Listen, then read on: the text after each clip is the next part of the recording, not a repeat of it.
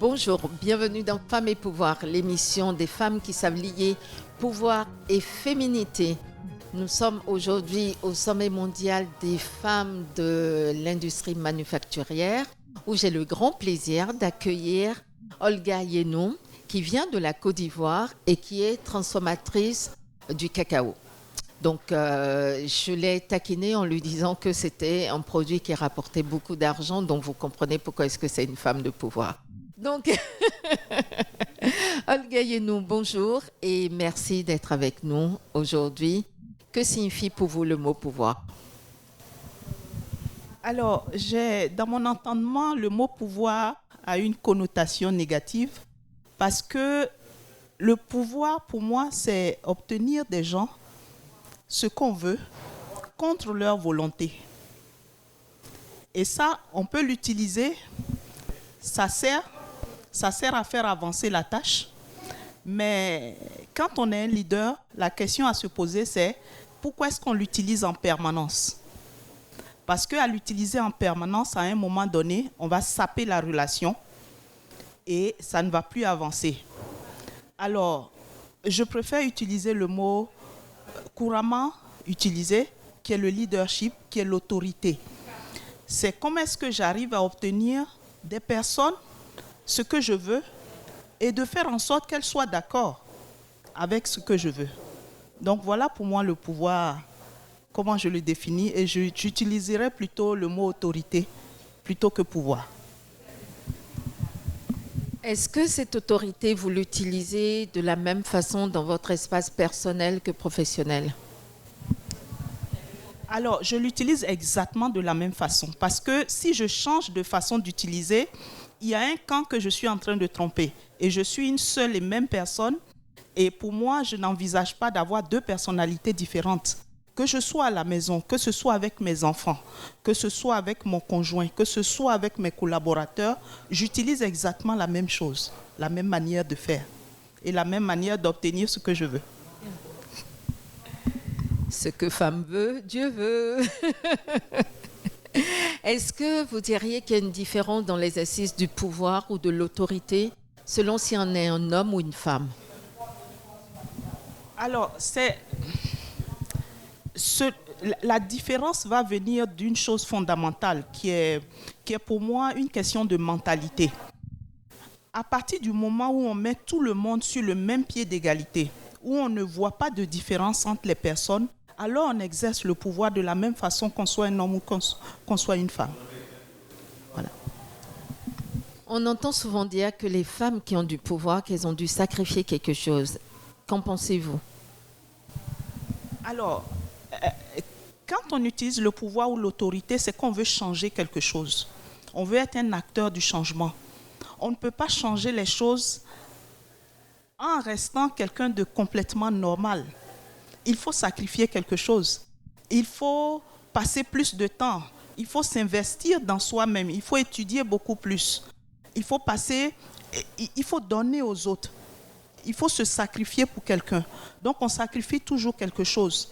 Mais l'objectif qu'on a en vue est tellement passionnant qu'à la fin, quand on me demande est-ce que c'est difficile, je dis allez demander à toutes les femmes qui ont eu à accoucher si c'est difficile. Elles vous répondront avec le sourire et elles vous encourageront à le faire. Voilà. On ne naît pas puissante, on le devient. Quelle stratégie les femmes devraient-elles mettre en place pour accéder aux instances de décision?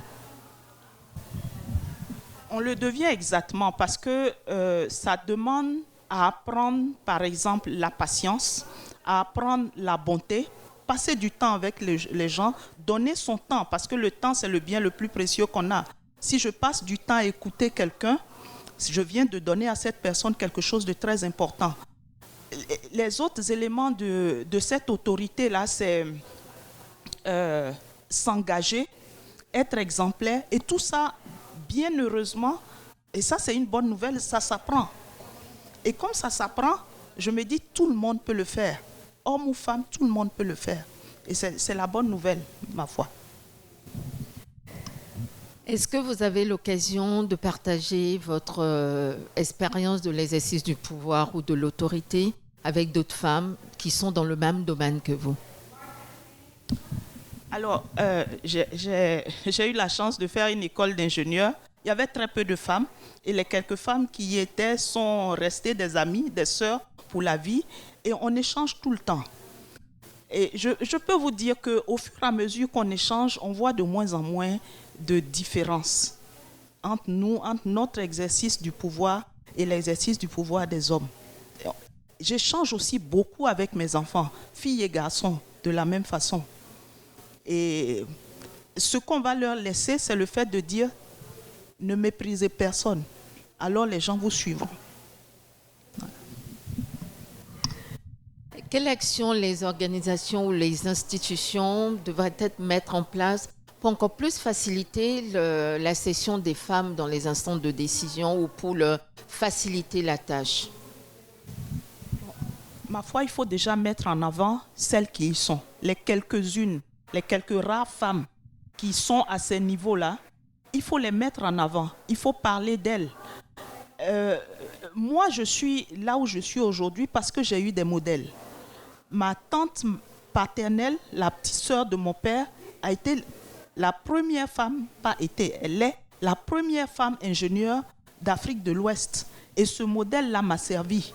J'ai vu mon père ingénieur, j'ai vu ma tante ingénieure. Du coup, je n'ai pas de limite. Je sais que c'est possible. Donc, il faut mettre ces femmes-là en avant. Il faut montrer le modèle pour que tout le monde puisse suivre. Voilà. Que pensez-vous de l'instauration des quotas? Ça peut aider. Parce que, comme tout changement, il faut donner un coup de pouce. Il faut amorcer. Comme une pompe, il faut l'amorcer. Et puis ensuite, l'inertie fera le reste. Donc, ça peut aider. Et je suis pour ça. Très bien, on va marquer une petite pause et on revient dans quelques instants.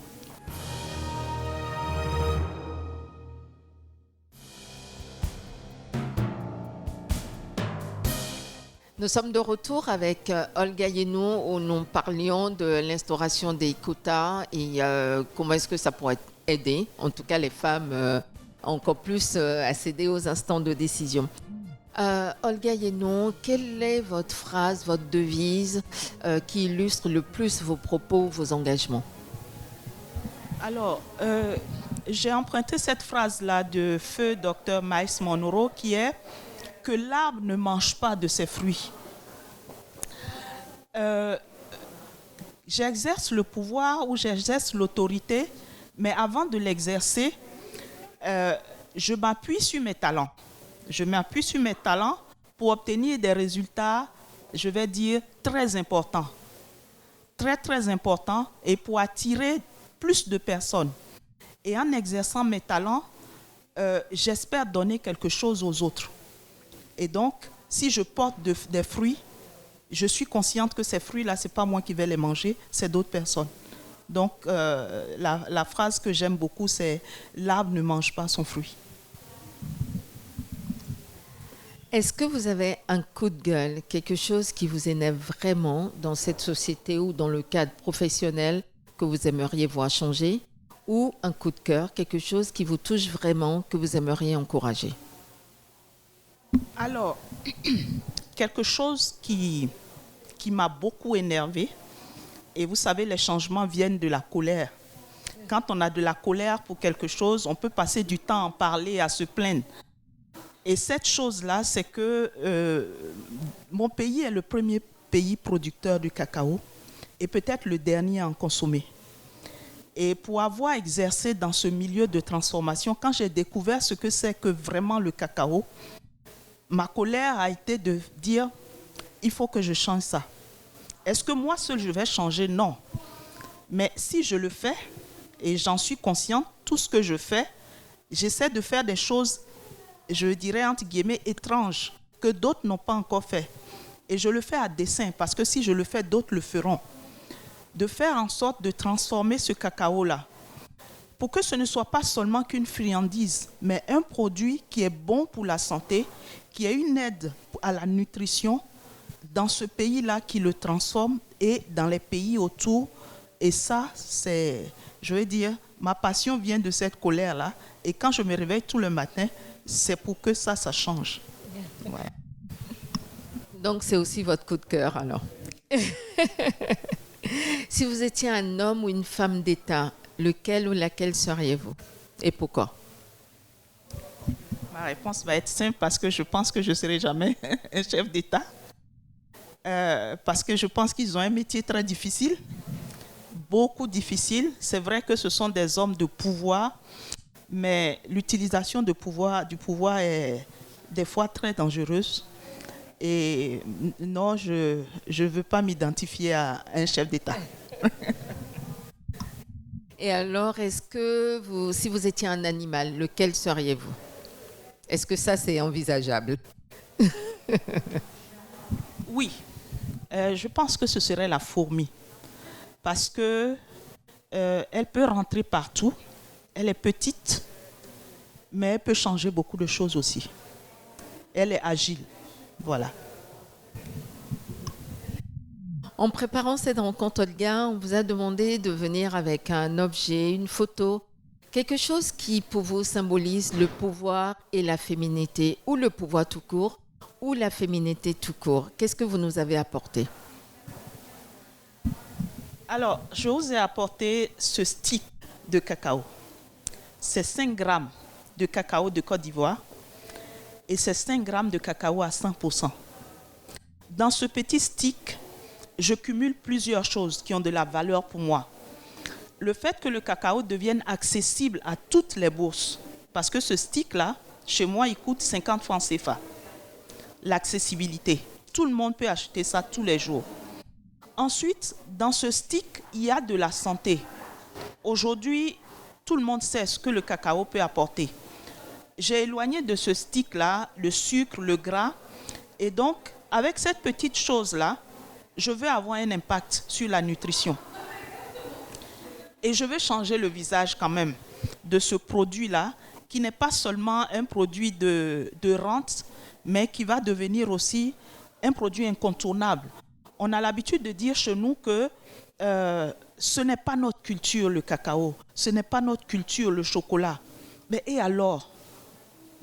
Est-ce que c'est notre culture d'être en mauvaise santé? Non. Mais si vous prenez une tasse de ce chocolat noir-là, après votre repas, ben vous allez vous porter bien. Vous serez alerte pour continuer à travailler. Vous allez retrouver de l'énergie. Et si je veux avoir de l'autorité, c'est via cette petite chose-là. Voilà. Et probablement, ça vous fera du bien, beaucoup mieux que le café, je pense. Et où est-ce qu'on trouve ça? Comment est-ce qu'on peut s'en procurer? Alors, où est-ce qu'on trouve ça aujourd'hui? En Côte d'Ivoire, mais on a parlé du numérique, on en parle depuis hier. Mais si vous allez sur Internet, vous allez trouver notre site qui est www.cacaotafissa.com. Jusque-là, je n'ai pas prononcé le mot tafissa. C'est notre marque. Ça signifie, dans la langue baoulé en Côte d'Ivoire, se lécher les doigts. Et pour moi, le cacao, ce n'est pas forcément trouver une tasse. Si j'ouvre ce petit sachet-là, je peux le consommer directement. Je peux le mettre sur ma langue ou sous ma langue directement. Donc, tafissa, c'est se lécher les doigts. Et ça s'écrit comment tafissa? Ça s'écrit F-I-2-S-A-H. Pas de H. Ah. T-A-F-I-2-S-A. Voilà. Merci. Très bien. Si une petite fille regarde cette entrevue et déclare « Quand je serai grande, je voudrais être comme Olga Yenou, transformatrice de cacao, ou Olga Yenou tout court dans tout ce qu'elle peut représenter », que lui dirais-tu? La première chose que je vais lui dire, c'est qu'elle devienne ce qu'elle est. Qu'elle ne devienne pas comme Olga, parce que je suis certainement unique, on est toutes uniques. Donc que cette petite fille-là identifie dans quel domaine elle fait mieux que tout le monde. Et dans ce domaine-là, elle va rayonner. Donc qu'elle soit ce qu'elle est, qu'elle ne regarde pas les autres, qu'elle n'imite pas les autres, et qu'elle fasse ce qu'elle a envie de faire, ce qui la passionne. Voilà ce que je dirais à n'importe quelle petite fille. Olga, vous êtes une femme de pouvoir. Notre entretien touche déjà à sa fin. quel pourrait être votre super pouvoir?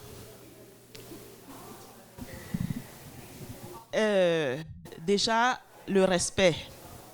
Dans ma carrière, j'ai eu la chance de diriger une usine de 400 personnes. Et dans ces 400 personnes, il y avait moins de 10% de femmes. J'ai su me faire respecter. Pas en criant, parce qu'un chef qui crie, c'est un chef qui a peur, ça on le sait. Mais c'est en respectant les autres. Quand vous avez du respect pour les gens, ils se posent beaucoup de questions pour vous manquer de respect. Et le respect, la bonté, l'exemple. Donc, si on veut parler de super pouvoir, je commence par le respect, le manque de mépris et aussi l'exemple. Beaucoup l'exemple et surtout beaucoup de travail. Ça demande beaucoup de travail. Les gens vous suivent parce que vous faites quelque chose d'extraordinaire. Si vous ne faites rien, personne n'a envie de vous suivre. Voilà. Ça sera les mots de la fin. Merci beaucoup, Olga Yeno. Ça a été un grand moment et très instructif.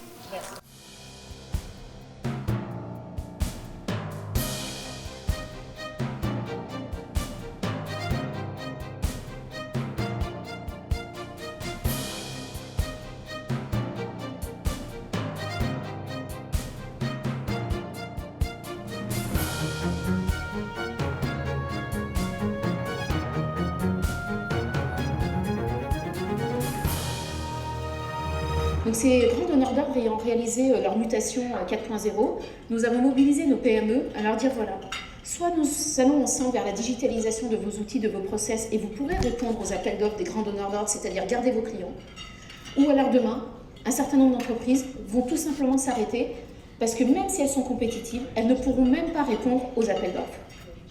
Et donc nous avons lancé un plan qui s'appelle 4.0 parce qu'il a 3 verticales, le monde industriel, le monde de l'artisanat et le monde de l'agriculture.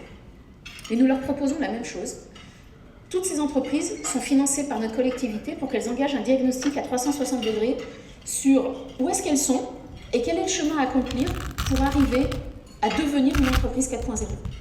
Et donc il y a des consultants spécialisés qui sont très durs à trouver partout en réalité, parce que ce sont des nouveaux métiers, qui viennent dans l'entreprise, qui passent 4-5 jours et qui remettent ensuite un livrable au dirigeant pour lui dire voilà où vous êtes, voilà où vous devriez aller, vous avez un chemin à accomplir, à vous de choisir vos priorités d'investissement, mais c'est le programme que vous avez pour les 3 à 5 ans. Une fois que cette entreprise, et aujourd'hui nous en avons 500 juste dans l'industrie qui ont engagé ce programme de digitalisation, une fois que vous avez fait ce diagnostic, nous, collectivité, nous retournons voir les chefs d'entreprise et nous leur disons voilà, quelle est votre priorité? Les ressources humaines, la digitalisation, l'eau, l'électricité, le numérique. Quelle est votre priorité pour que nous puissions accompagner et dérisquer les investissements qui sont les vôtres? Parce qu'à la fois, cet industriel, ce dirigeant de PME, d'abord, il est une PME. Donc, il a des moyens qui sont contraints. Ensuite, il a une problématique qui est celle de se financer et sans doute de dérisquer son financement. Alors, nous avons une banque publique des investissements qui accompagne cela et notre région investit pour 20 à 40% des coûts d'investissement productif pour que la question financière ne vienne pas heurter la décision du dirigeant et qu'il puisse effectivement engager son chemin.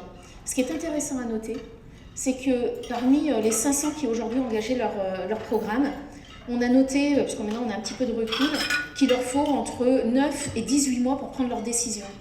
Parce qu'une transformation digitale et une transformation 4.0 impactent tellement l'entreprise qu'il faut qu'il revoie totalement sa stratégie. Parfois, il faut déménager les machines et les configurer autrement. Parfois, il faut reformer l'ensemble de ses personnels. Parfois, il faut réfléchir à son offre commerciale. Donc, le programme que nous avons pensé, il est de cet ordre-là. Un programme qui est du diagnostic jusqu'à la réalisation des investissements pour aller gagner des points de compétitivité. On a regardé que globalement, celle qui a gagné le plus de points de productivité, alors c'est un cas un peu exceptionnel, mais je le cite quand même, mais je pense qu'on n'arrivera pas à un tel résultat, elle a augmenté en 12 mois de 65% sa valeur ajoutée. C'est énorme. Mais globalement, ce que l'on note, on se situe entre 3 et 10-11% de gains de valeur ajoutée, ce qui est en réalité colossal. Et je reconnais avec humilité que l'on n'avait pas imaginé que l'impact serait aussi fort. Et c'est aussi pour ça que ce programme a un franc succès et que c'est aussi pour ça que maintenant on prend du retard pour intégrer les nouvelles entreprises à rentrer dans le programme parce qu'on ne trouve pas suffisamment de consultants pour mettre en œuvre cette opération. Lorsque l'on a engagé cela et que ça a eu un grand succès, les chefs d'entreprise recommandent à leurs petits copains de leur supply chain ou qui sont dans la même zone industrielle de faire le programme. Donc ça nous challenge beaucoup. Et puis on a rencontré deux acteurs, qui est le monde de l'artisanat. Alors je ne sais pas si c'est comme ça dans vos pays respectifs au Canada, dire que vous pouvez soit dépendre d'une chambre de commerce, soit d'une chambre de l'artisanat. Je vous donne un exemple, puisqu'on est à table. Peut-être que vous connaissez un grand pâtissier français qui s'appelle Pierre Hermé. Pierre Hermé, c'est le pape du macaron. J'espère que vous aimez les macarons. C'est vraiment le pape absolu du macaron. Il a une chaîne industrielle remarquable, puisqu'il vend des tonnes de macarons à travers le monde.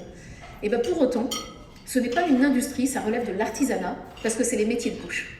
Donc nous avons monté un programme du coup pour les artisans, et nous avons découvert, je discutais tout à l'heure avec l'une ou l'autre femme qui était ici, par exemple les menuisiers se sont lancés dans des programmes 4.0 qui sont remarquables, avec des presses, avec des impressions de presse 5 points numériques qui sont exceptionnelles et qui leur permettent aujourd'hui de sortir des nouveaux matériaux et de répondre plus vite à leurs clients. Et ça, c'est un point très important.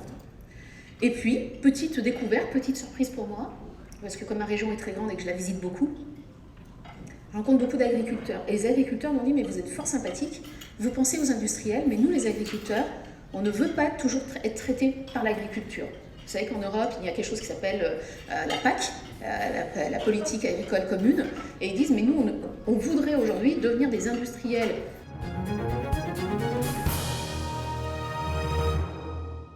C'était Femmes et Pouvoir, l'émission des femmes qui savent lier pouvoir et féminité. Si cette émission vous a plu, n'hésitez pas à nous soutenir en allant sur tous nos réseaux sociaux, Facebook, Instagram, Twitter et LinkedIn. Vous pouvez aussi retrouver les émissions sur notre chaîne YouTube Femmes et Pouvoir et bien évidemment sur notre chaîne www.femmesetpouvoir.org. Je vous dis donc à très bientôt. Merci beaucoup.